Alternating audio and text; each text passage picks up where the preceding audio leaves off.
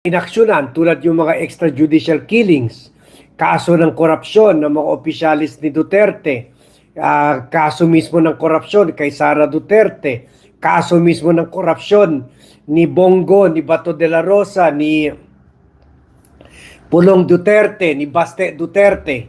At marami pa tayo narinig na may mga katiwalian dyan rin sa Office of the Ombudsman. Kaya sabi ni Attorney Wilfredo Garrido, lagot ka Martires sa ginawa mo. Ha? Pero sabi nga niya, bakit hindi na lang niya hinayaan yung bagong ombudsman ang gumalaw dito sa kaso, sa rekomendasyon or complaint ni Amy Marcos laban kina General Nicolas Torre at nila Remulla. Bakit inaksyonan niya ng mabilis? Ha?